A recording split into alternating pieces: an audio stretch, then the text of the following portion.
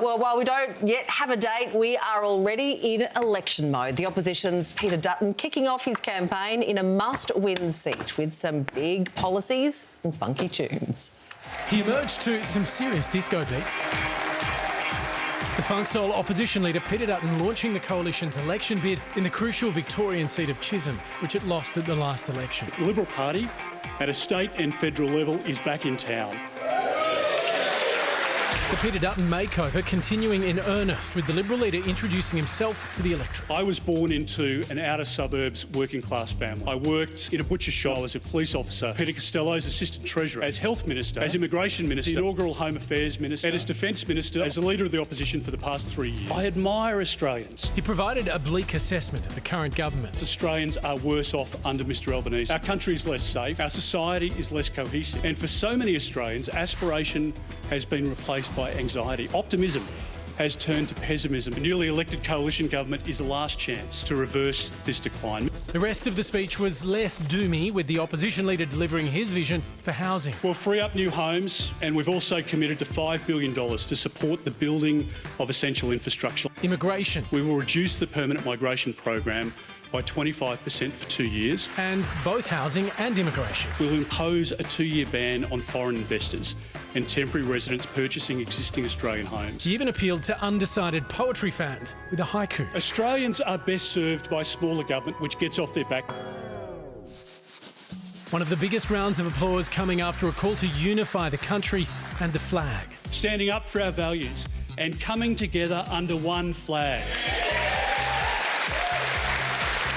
Ultimately, the upcoming vote was framed like this. The next federal election is a sliding door moment for our nation. A reference to the movie where Gwyneth Paltrow leaves her boyfriend and gets a funky new haircut. Probably a more drastic makeover than Dutton's attempting, but he's banking on Australia taking the boyfriend dumping to heart.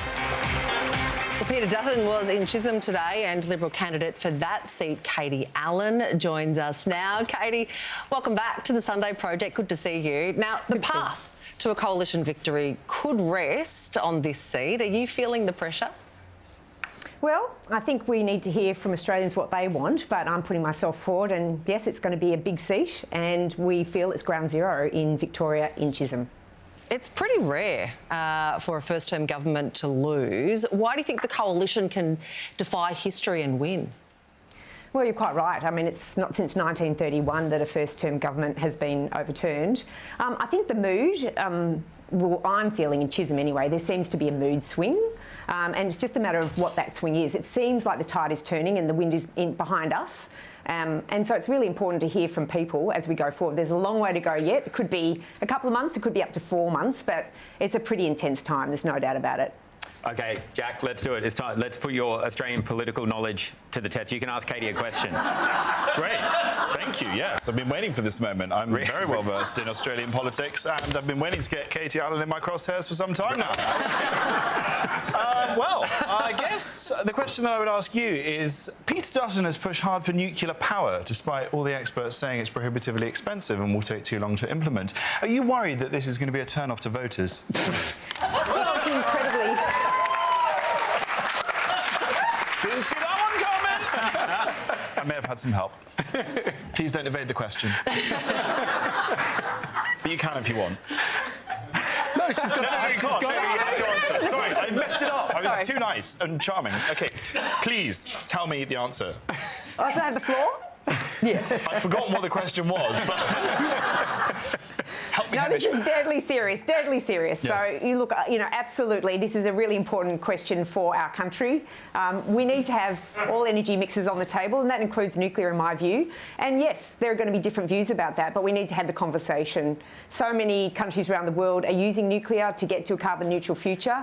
I'm certainly a proponent of nuclear, and the Australian people need to make the ultimate decision, but we're putting ourselves forward with sensible policies that we've actually had costed, and we think it's an important way forward for the future in Australia. So, Katie, obviously you're going to have to go out door knocking. This is a new electorate. You lost your seat at the last election in a different electorate.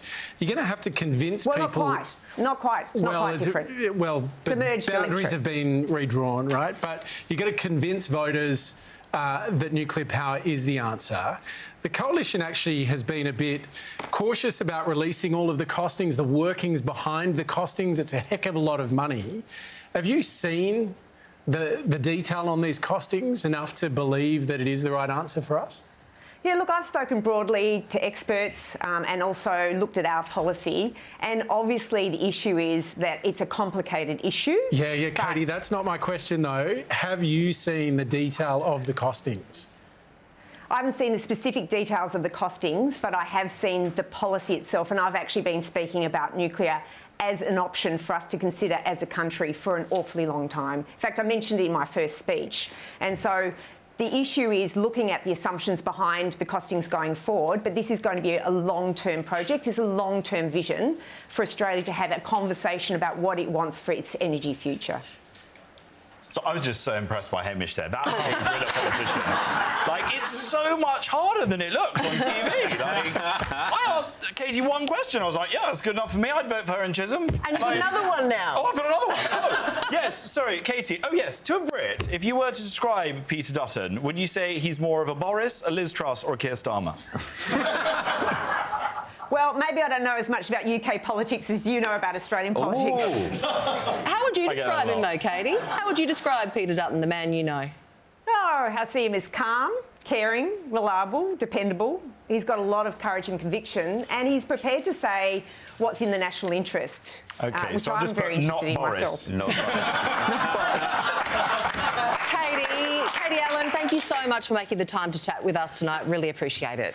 Thanks so much. Thanks, Katie. Bravo.